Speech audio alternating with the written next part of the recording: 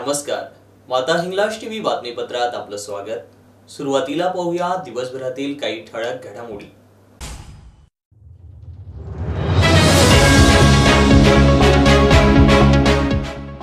महिलांवर होणाऱ्या अत्याचाराच्या निषेधार्थ धुळ्यात शिवसेना महिला पदाधिकाऱ्यांतर्फे निदर्शने.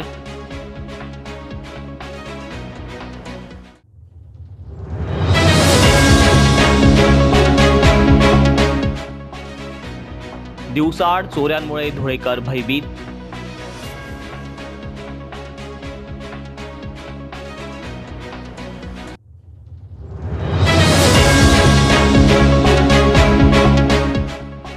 धुळ्यातील पुजाऱ्याला लुटणाऱ्या तिघांपैकी 2 जण गजाआड.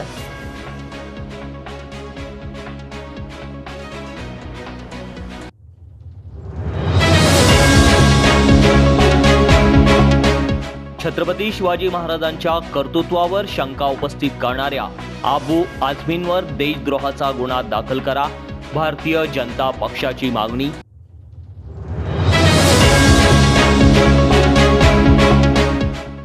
शहादा शिरपूर रस्त्यावरील तळवाट नाल्याजवळ झालेल्या अपघातात इंजिनिअरिंगच्या विद्यार्थ्याचा मृत्यू.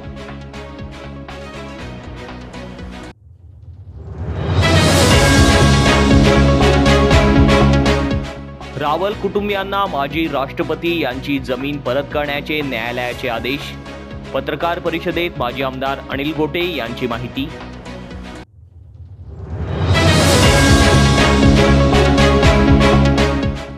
धुळे महानगरपालिकेतील भ्रष्टाचाराच्या विरोधात काँग्रेसचे आक्रमक आंदोलन.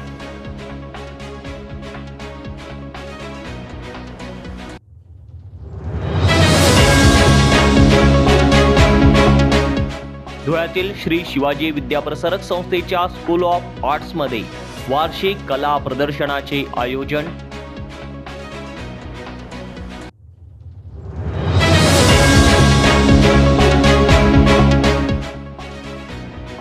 लाईनमन दिनानिमित्त धुळ्यात लाईनमन कर्मचाऱ्यांचा सत्कार.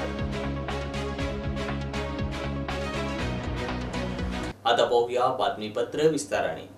लाडक्या बहिणींचे चांगले फेडले उपकार, महिलांवर रोज होताय अत्याचार, अजब तुझे सरकार, देवा भाऊ अजब तुझे सरकार, अशा घोषणा देत शिवसेना उद्धव बाळासाहेब ठाकरे गटाच्या उपनेत्या ॲडव्होकेट शुभांगीताई पाटील यांच्या नेतृत्वात धुळे जिल्हाधिकारी कार्यालयाबाहेर निदर्शने करण्यात आली.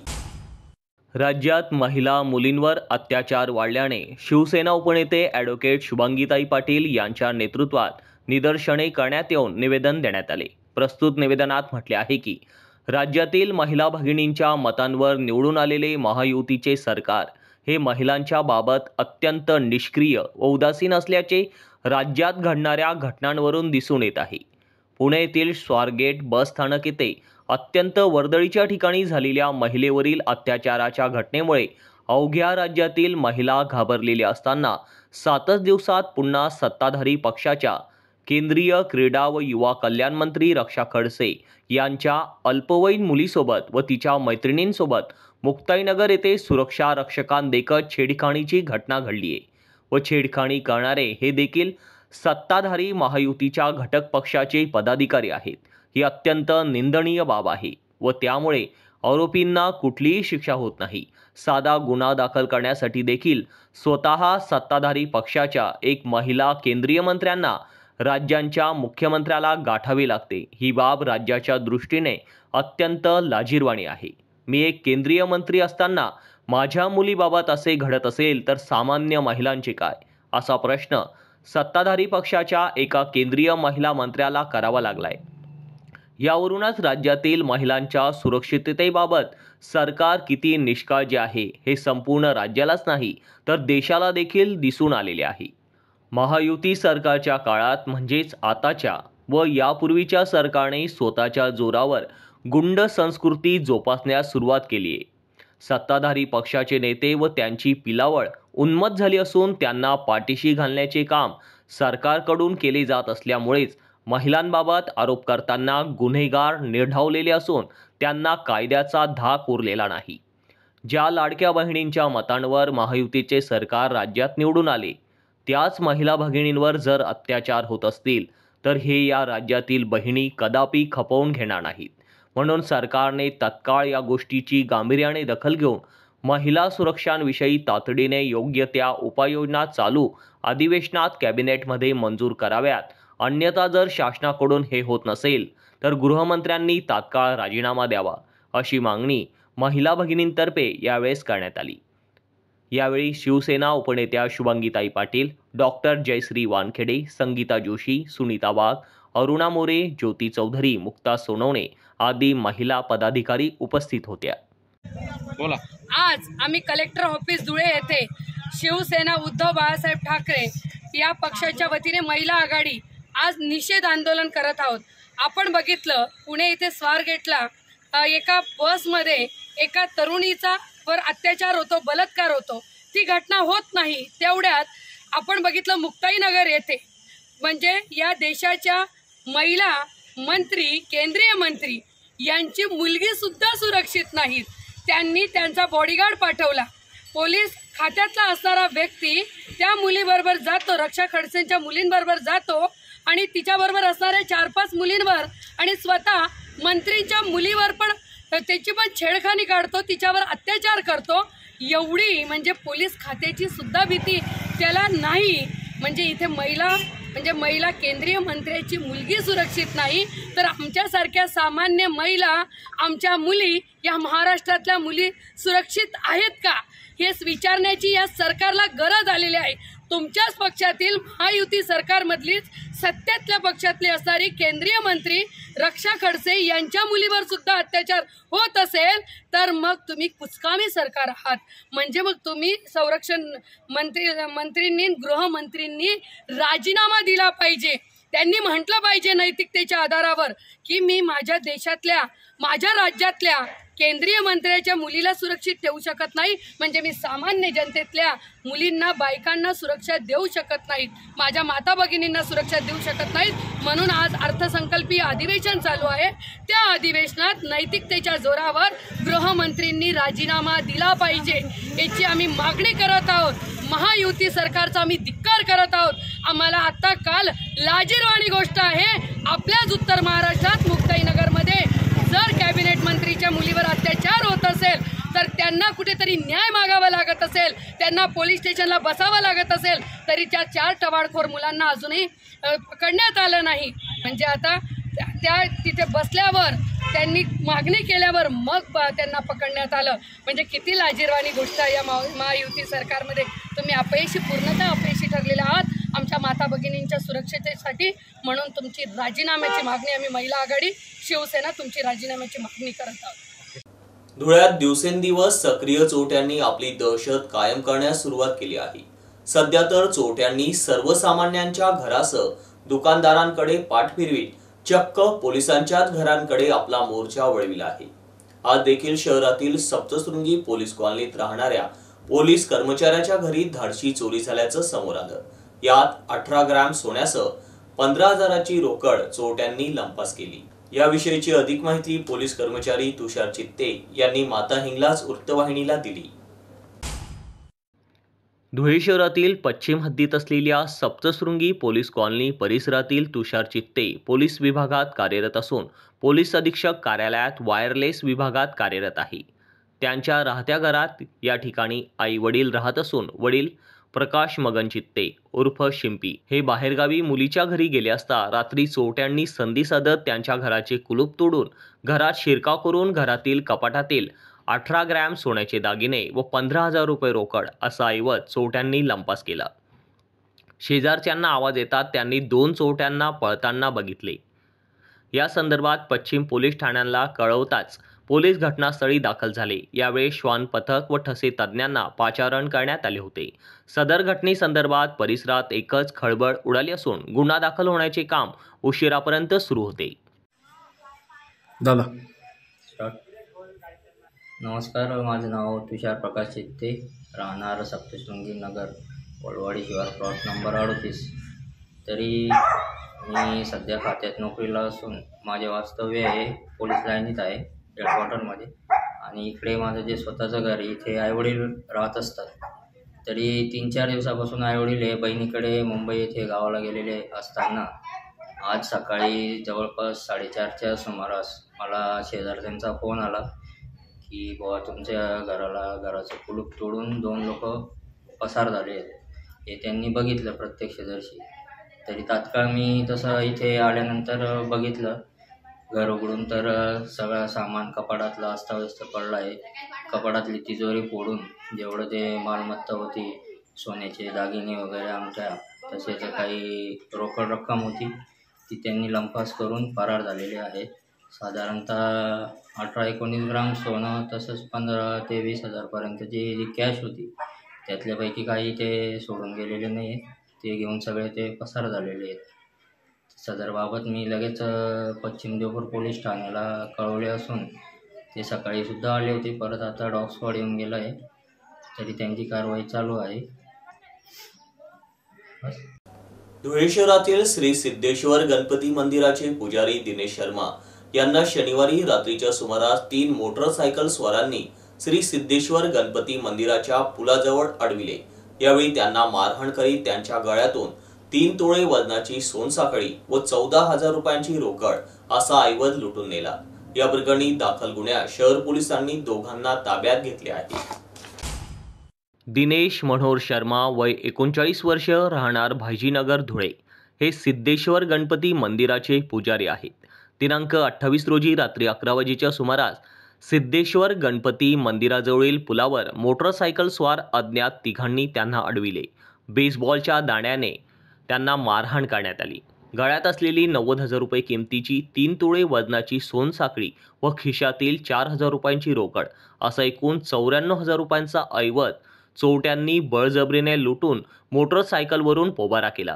या प्रकरणी शर्मा यांनी दिलेल्या तक्रारीवरून शहर पोलिसात अज्ञात तिघांविरुद्ध गुन्हा दाखल करण्यात आला होता.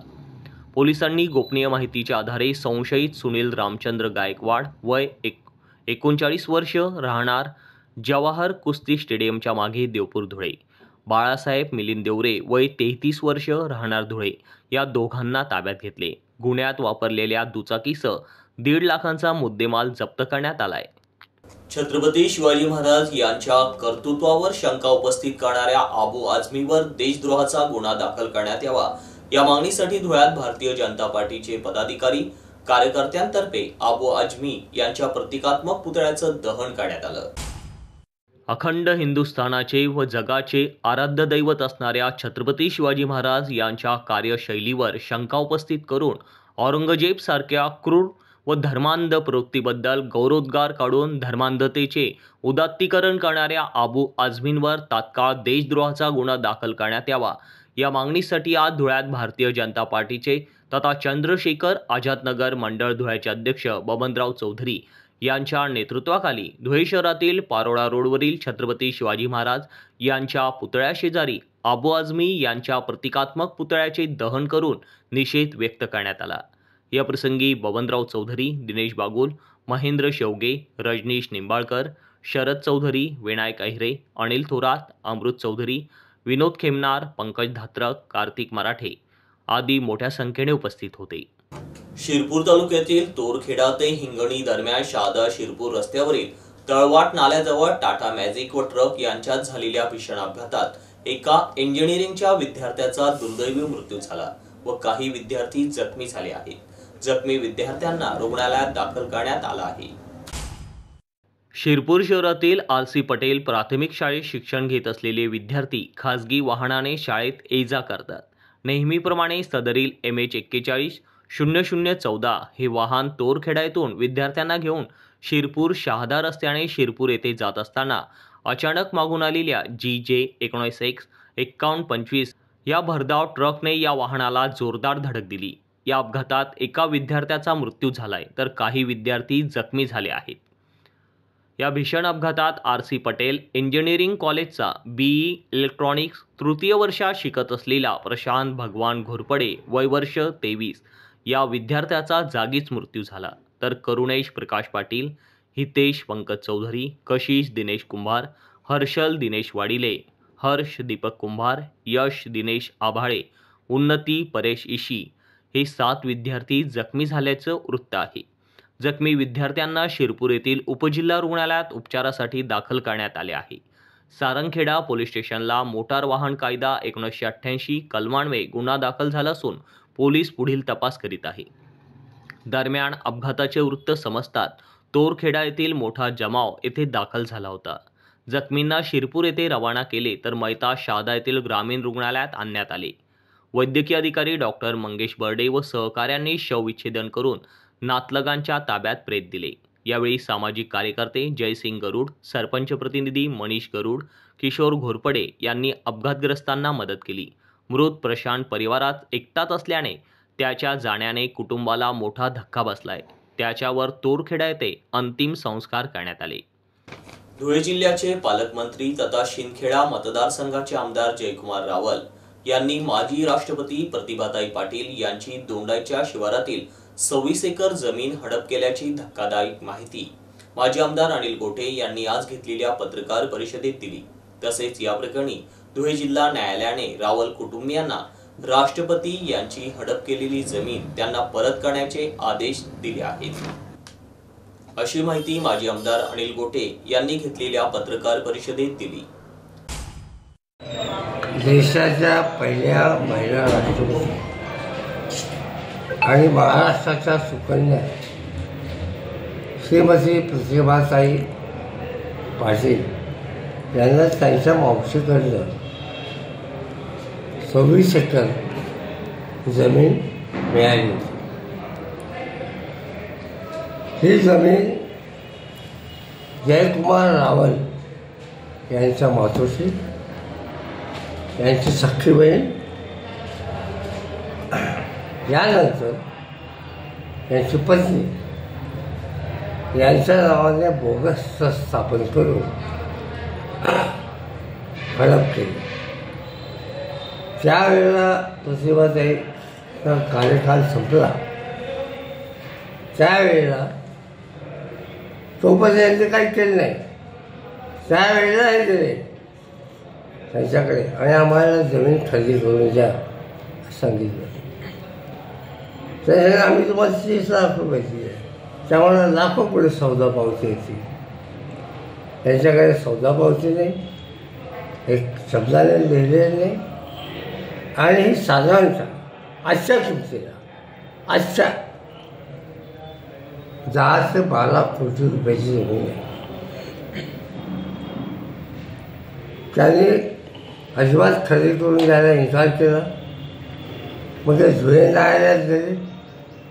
न्यायालयाने यांना त्या तस्तींना साक्षीसाठी बोलवा असं सांगितलं. तारखा गेल्या. हे काय आणू शकले नाही. जगामध्ये पहिल्याच असं घडलं की साक्षीदाराची पावला पाहिजे. न्यायालय तर कडक ताशे बोललेले आणि शेवटी न्यायालयाने सांगितले हा ट्रस्ट बोगस आहे, खरेदी बोगस आहे आणि सगळं बोगस आहे. आणि याच्यामध्ये माजी राष्ट्रपतींची फसवणूक केल्याचा प्रयत्न केलेला आहे. तर न्यायालय फेटाळून लावण्याचं त्याच्यामध्ये इतकं कडक शब्दामध्ये आशय उरलेले आहे की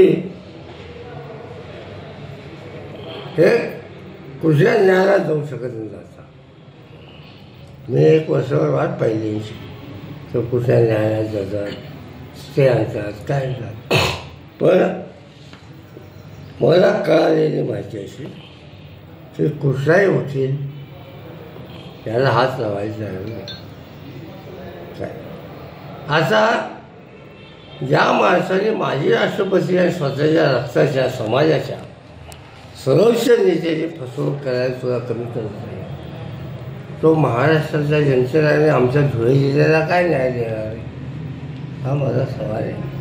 आणि देवेंद्र फडणवीस 40च्या गप्पा वाजतात जखून घेणार आहेत का?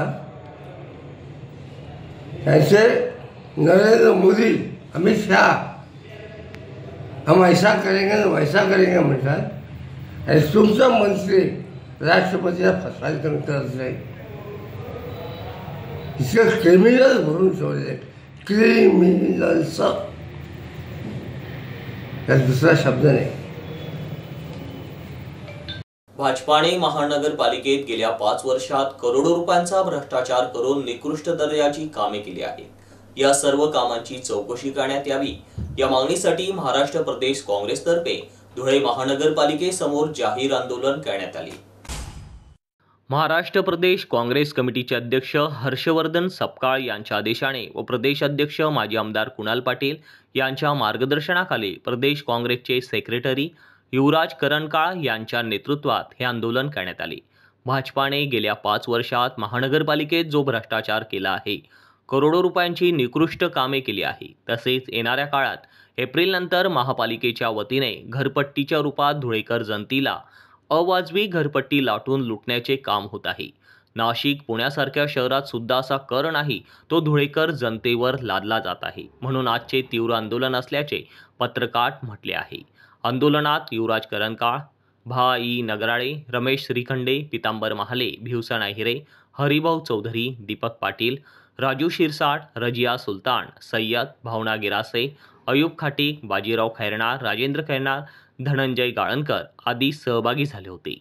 भ्रष्टाचारावर व एप्रिल महिन्यात धुळेकर नागरिकांना जो जुलमी घरपट्टीचा सामना होणार आहे, या जुलमी घरपट्टीच्या विरोधात व आजपर्यंत झालेल्या 5-6 वर्षात महानगरपालिकेत लाखो रुपयांचा भ्रष्टाचार करणाऱ्या या महानगरपालिकेचा व या भाजप सरकारचा निषेध आंदोलन करण्यासाठी आम्ही या ठिकाणी आलेलो आहोत। मित्रांनो, आपण धुळे शहर जनता जर आता जागरूक झाली नाही तर त्यांना जुलमी कर, प्रॉपर्टी टॅक्स हा इतका येणार आहे की त्यांनी आजच जागं झालं पाहिजे आणि महानगरपालिकेच्या विरोधात जो शासनाने जुलमी कर लावायचं ठरवलेलं आहे आणि एप्रिल महिन्यात त्याचे बिलं आपल्याला घरोघर येणार आहेत, या जुलमी घरपट्टीच्या विरोधात आम्ही सतत काँग्रेस पक्षाच्या वतीने आंदोलन करणारच आहोत। पण नागरिकांनी सुद्धा यासाठी आवाज उठवणं गरजेचं आहे। नागरिक जर झोपून राहिले आणि घरी बसून राहिले आणि कोणीतरी आपल्यासाठी करेल आणि आपलं काम होईल, तसं होणार नाही। या गेंड्याच्या कातडीचं सरकारला जागं करण्यासाठी स्वतः ज्यांनी मतदान केलेलं आहे या गेंड्याच्या कातडीच्या सरकारला, त्याच लोकांनी त्यांना जागं केलं पाहिजे, उठवलं पाहिजे। येड्याचं सोंग या सरकारने घेतलेलं आहे आणि हा जुलमी टॅक्सपासून ते मुक्त होतील। पुणे आणि नाशिकमध्ये सुद्धा हा एवढा जुलमी टॅक्स आकारणी करण्यात आलेला नाही, एवढा हा जुलमी प्रॉपर्टी टॅक्स आकारणी करण्यात येणार आहे। आत्तापासूनच माझी सर्व धुळेकर नागरिकांना विनंती आहे की झोपलेले असाल तर जागे व्हा आणि जे आपण उघड्या डोळ्याने बघतोय करोडो रुपयाचे या ठिकाणी रस्ते होत आहे। सिमेंटचा रस्ता आज झाला, 15 दिवसात त्याला खड्डे पडतात, परत त्याच्यावर डांबर टाकलं जातं, परत डांबर काढून परत सिमेंट टाकलं जातं।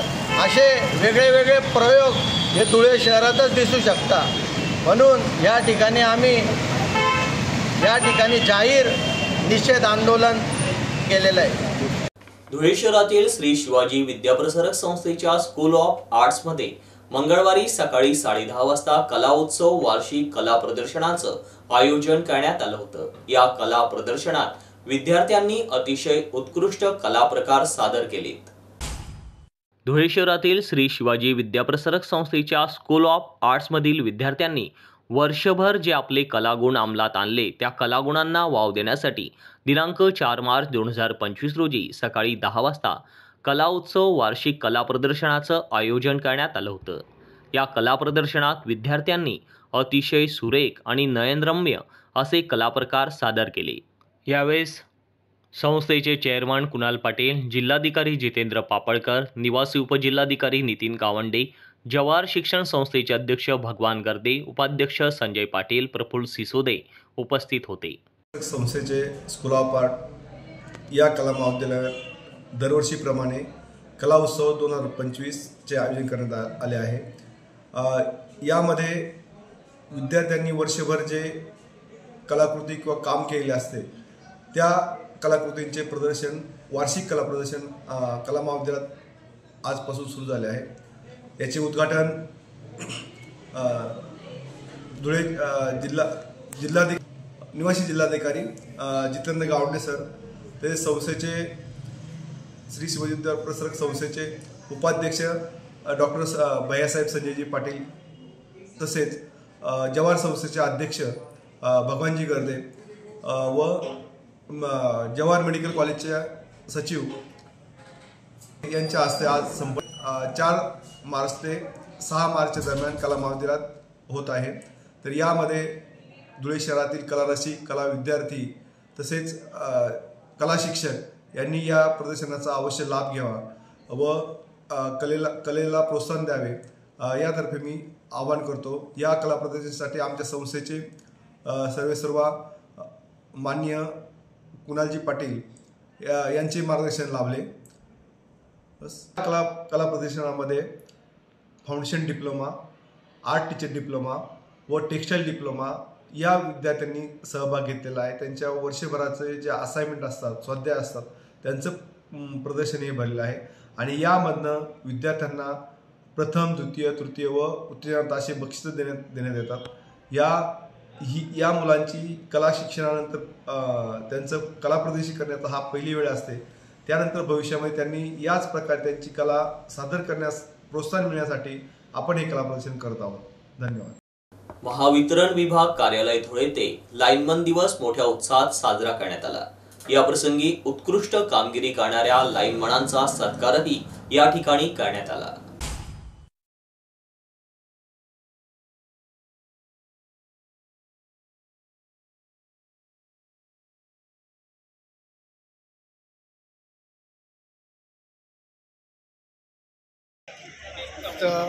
मी NY गायकवाड, प्रिन्सिपल टेक्निशियन, कक्ष देवपूर सब डिव्हिजन आणि धुळे सर्कलमध्ये मी कार्यरत आहे. आजचा हा दिवस जो आहे, केंद्र शासनाने आजचा हा दिवस लाईनमन दिवस म्हणून साजरा करण्याची जी आम्हाला दिली आहे त्याबद्दल केंद्रीय शासनाचे आम्ही आभार व्यक्त करतो, राज्य शासनाचे आभार व्यक्त करतो आणि महावितरण कंपनीच्या माध्यमातून अधिकाऱ्यांनी जो आज लाईनमनांना जो सत्कार दिला, आज सन्मान दिला, त्याबद्दल आम्ही त्यांचे आभार व्यक्त करतो. आणि लाईनमनांना असं प्रोत्साहन, असं कौतुकाची थाप जर मिळत राहिली तर लाईनमन हा जीवावर उदार होऊन जसं प्रयत्न करतो, प्रत्येकाला अंधारातून उजाळा आणण्याचं काम करतो, त्या पद्धतीने तो दुहेरीने काम करेल आणि जनतेला, ग्राहकाला चांगली सेवा देण्याचं काम करेल आणि असे कार्यक्रम नेहमी होत राहावे अशी अपेक्षा बाळगून मी सर्व धुळे टीमच्या वतीने, महावितरण कंपनीच्या वतीने मी आभार व्यक्त करतो. आणि आजच्या कार्यक्रमाचे अध्यक्षस्थान आमचे मुख्य अधीक्षक अभियंता वैरागडे साहेब, तसेच कार्यकारी अभियंता जोशी साहेब, तसेच आमचे देवपूर डिव्हिजनचे नागरे साहेब, तसे उपस्थित इंजिनियर अनिल पाटील साहेब, तसेच बाकीचे सहकारी मित्र, लाईन स्टाफ आणि अदर सेक्शनचे अधिकारी या कार्यक्रमाला आवर्जून उपस्थित होते आणि शोभदार हा कार्यक्रम संपन्न झाला अशा अध्यक्षांच्या भाषणाने आम्ही समाप्त केला. आभारी. धन्यवाद. शेवटी पुन्हा एक नजर ठळक घडामोडींवर.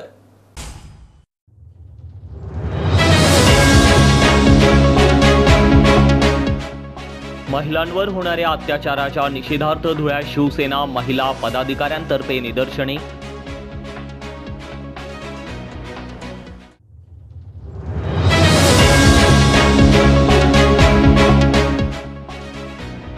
दिवसाआड चोऱ्यांमुळे धुळेकर भयभीत.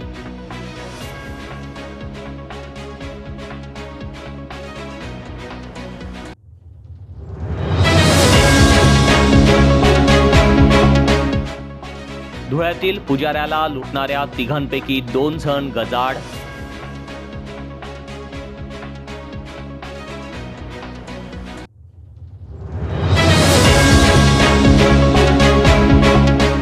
छत्रपती शिवाजी महाराजांच्या कर्तृत्वावर शंका उपस्थित करणाऱ्या आबू आझमींवर देशद्रोहाचा गुन्हा दाखल करा, भारतीय जनता पक्षाची मागणी.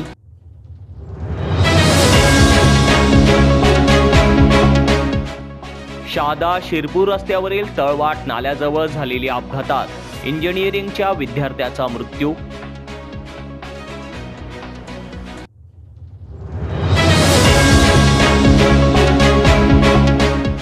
रावल कुटुंबियांना माजी राष्ट्रपती यांची जमीन परत करण्याचे न्यायालयाचे आदेश. पत्रकार परिषदेत माजी आमदार अनिल गोटे यांची माहिती।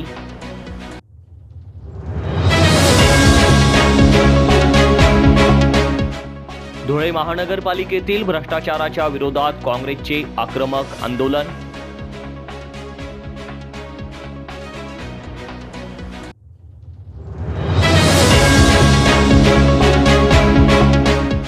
धुळ्यातील श्री शिवाजी विद्याप्रसारक संस्थेच्या स्कूल ऑफ आर्ट्समध्ये वार्षिक कला प्रदर्शनाचे आयोजन।